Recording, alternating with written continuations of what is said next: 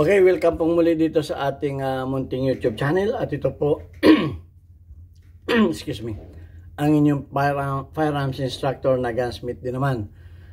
At bago ako bumati at magpasalamat ay gusto ko lang basahin ang katanungan ni Jake ni Mark de Guzman. Okay. So, yung mga previous videos natin tungkol sa pagda-dry fire at maraming nagko-comment. Okay, may nagko-comment na negative, may nagko-comment na positive. So, dahil yung pagda-dry fire ay para sa akin, pag hindi tama ay makaka-apekto sa baril. May nagsasabi na hindi. So, may nagtanong naman ngayon tungkol naman sa paano ang sabi ni Mark de Guzman, paano mag-dry fire ng Glock para hindi agad masira. Kasi po ang Glock, ang Glock walang hammer. Hindi kamukha nitong mga ibang pistol. Check natin. Okay, walang bala.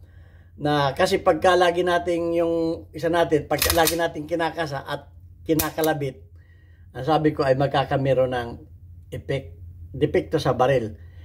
Hindi man kumbaga sa katagalan. So, ituturo ko rin sa inyo, although may videos na rin ako nito, ituturo ko rin sa inyo yung tamang pagda-dry fire ng mga pistol. Ngayon, ang Glock ay walang hammer. Paano tayo diyan? Magda-dry fire ay hindi naman yan double action. Hindi naman, kung double action sana ito, walang problema. Hindi naman ito double action pag once na kinalabit mo. Ay na. So, ituturo natin din yung tamang pag-dry fire dyan. So, bago natin yung sagutin ay pasasalamatan ko lamang ang lahat ng mga sumusuporta sa aking YouTube channel. Tayo ay patuloy na pagdami at maraming salamat sa inyong pag-like, pag-share ng ating mga videos. Lalo tigit maraming salamat sa mga hindi nag-skip ng ads dahil kayo po ay nakakatulong sa ating mga beneficiaries. Ang ating YouTube channel ay ginawa ko hindi para pansarili kundi para doon sa 6 na estudyante ng mga anak na single parent na tinutulungan natin na makapag-aral. At ang inyong panunood ng mga ads ay nakakadagdag sa ating revenue. At lalo tigit maraming salamat doon sa mga nagpadala dito sa ating GCash number. Huwag po ninyong tawagan yan. Yan po ay tresurera ko. Anak ko po yan. Tumatanggap lamang po yan ng mga padala ninyong cash para yan ay binibigay doon sa mga bata na pinapag-aral natin sa Pilipinas, yung mga anak na single parent. At maraming salamat lalo tigit kay Noli Peace America na patuloy na nagpapadala, regular na nagpapadala sa ating mga premier videos na naibili naman natin yung mga pinadala niya ay naibili naman natin ng school supplies ng 6 na mga bata. Kaya sila ngayon ay muling naka-enroll at nakapag-aral. Sana makatapos din yung mga bata na yan. At maraming salamat sa inyo. Sigad na lamang ang bahalang gumanti sa inyong mga kabutihan. Okay. So, doon sa pagda-dry fire, unahin muna natin itong mga pistol. Kasi ang pagda-dry fire ay ginagawa ng mga shooters para sa muscle memory. Para yung trigger pull, yung slack na yan ay mapamiliarize dyan at mapamiliarize din dun sa tigas ng trigger para hindi sila mag-jerking. Kasi pagka wala kang muscle memory dyan, ang posibilidad mo dyan ay mag-jerking ka. Maaring mag-crimping ka. Maraming mangyari. Pero kung ikaw ay lagi nagda-dry fire, magkakaroon ka ng muscle memory at hindi ka magraratil pagdating ng laro.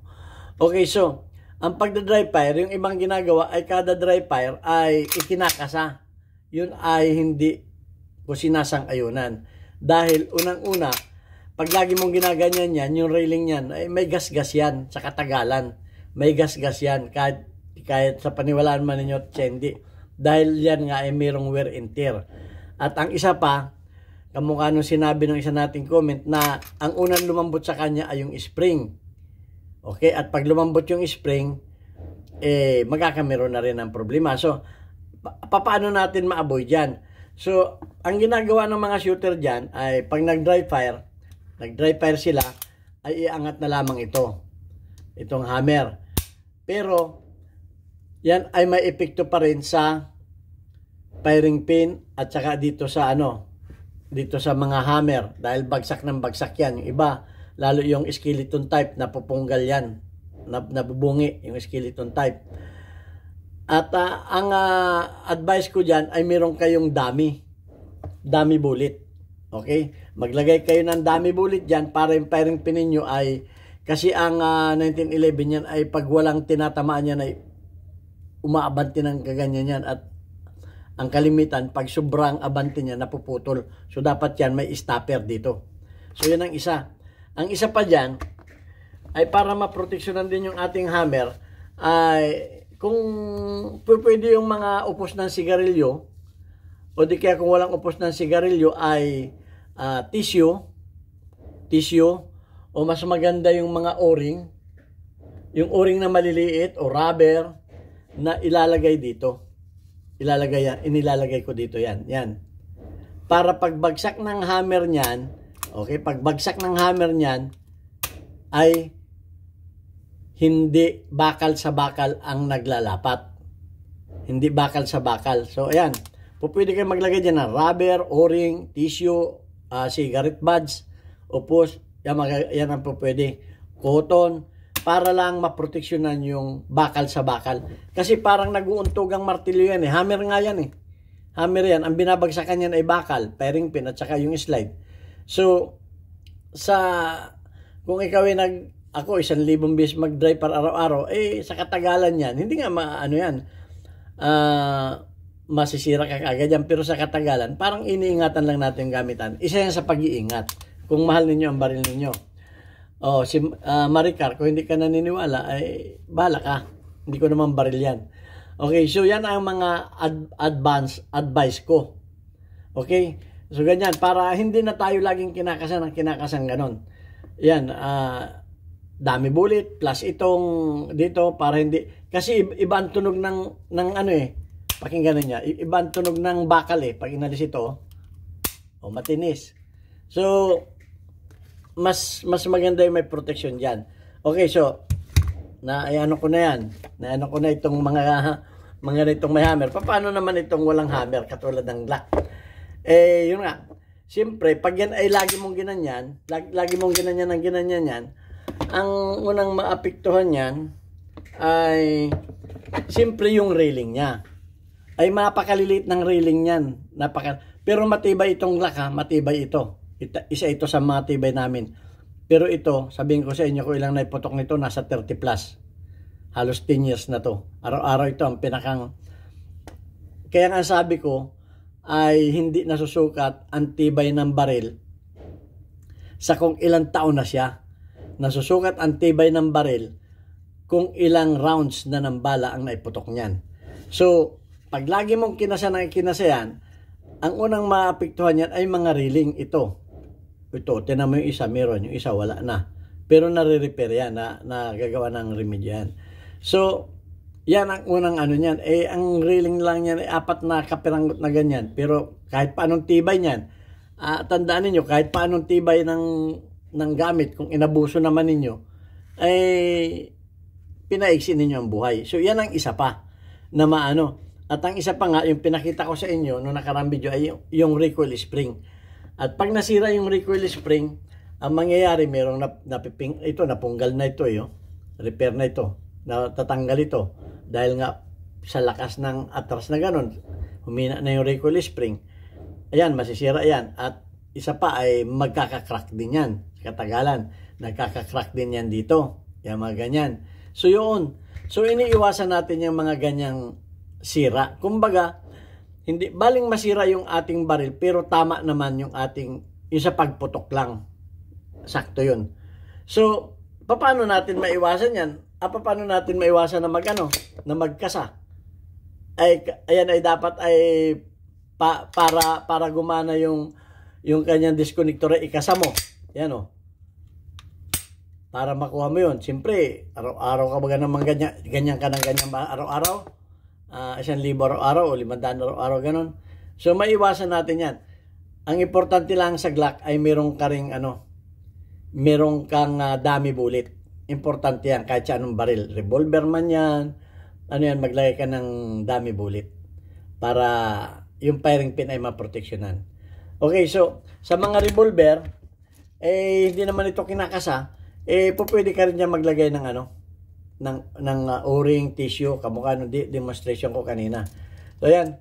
So, sa Glock, punta na tayo sa Glock. Madali lang sa Glock.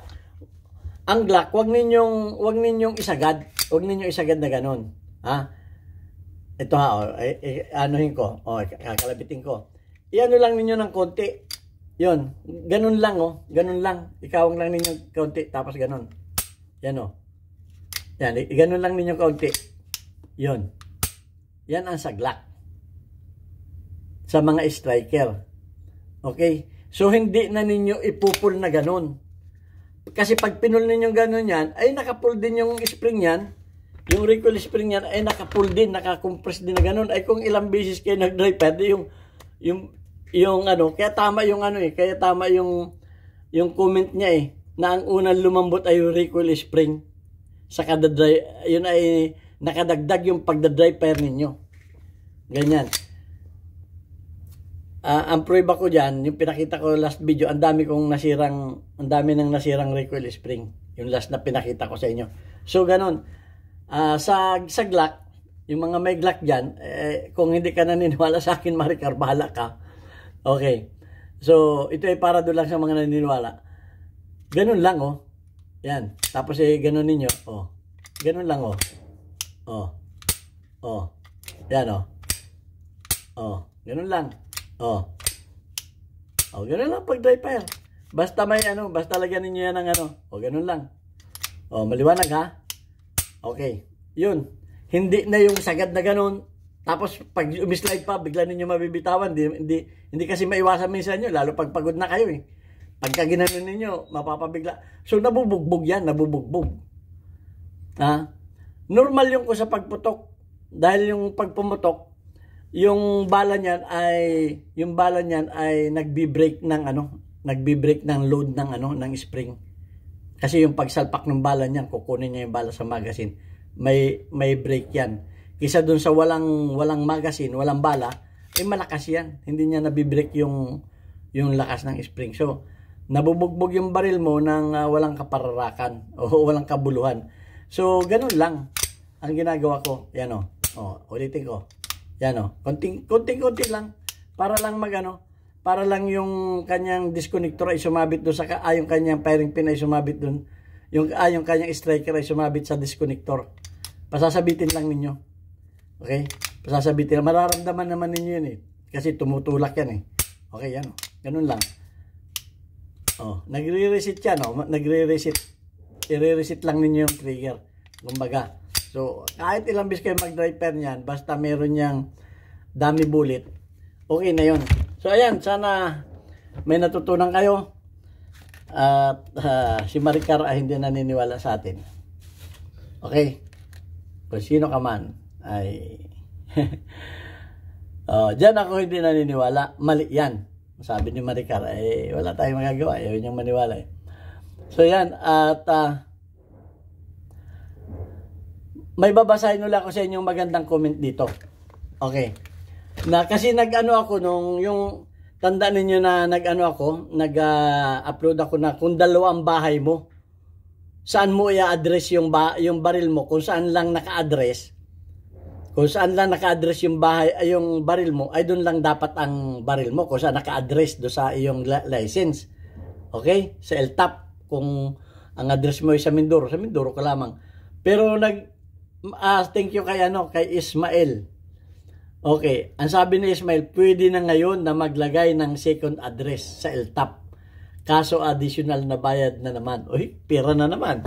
Okay, so ayun. At hindi ko alam yan kung pag ikaw ay siguro, kung ang bahay mo ay east to west, doon ka lang. East to west ang kasi may dalawang address ka Hindi ko alam yan. Kung pag nahuli, paano pag nahuli sa checkpoint yan? Papunta ka doon sa kabilang bahay. Hindi ko alam kung anong batas doon. Pero, ang sabi niya, Ismael, pwede na may second address sa LTAP. Additional bayad. Pera lang talaga sa atin. Pera lang. Eh, iba, may ganun-ganun pa. Pwede namang may license ka na eh. Yun ang sinasabi ko, may license ka na, pero hindi mo pa rin madala-dala yung baril mo eh. Kinakailangan pa, may license ka, pero parang manok na nakakulong. Okay? Binigyan ka nga ng walang laya tayo. Kinakailangan magbayad ka ng magbayad. Kada kimbot sa atin may bayad. Kada kimbot may bayad. Yun lamang ang batas sa atin. Kaya wala tayong magagawa. Dapat ang isa sa atin ay mag-senador. Pag ako senador, magpapasa ako ng batas eh. O, ganyan. Na, alsin na yung mga kimbot-kimbot na yan. Okay, so, at babasahin na lang natin yung ating Sana may natutunan kayo sa ating maiksing video. Basahin na lang natin yung ating mga community spotlight. Yan, sana mapasama rin kayo dito. Lang kayo, mag-like, mag-subscribe, mag-like, mag-share at mag-comment para mapasama kayo dito. Okay, si Pinoy Firearms, si Pinoy_Firearms_custodian ay may 76 ang engagement. Si Jocelyn Marili ay may 20 engagement. Si Raymond Vincent Cayetano ay may 70 engagement. Si Nueva Prepare ay may 3 engagement. At si Wallace Habis ay may 58 engagement. Yung gustong mag-DIY ng pagre-review, ninyo yung Wallace Habis sa Facebook. I-search ninyo yung Wallace Habis sa Facebook. At meron dong ORC. Meron dong ORC is low rust blowing. Mapapanood niyo sa video, makakabili kayo kay Wallace Habis at makakabili rin kayo ng chemical sa Shopee. Yan lamang, maraming salamat sa inyo at God bless us all. Thank you very much.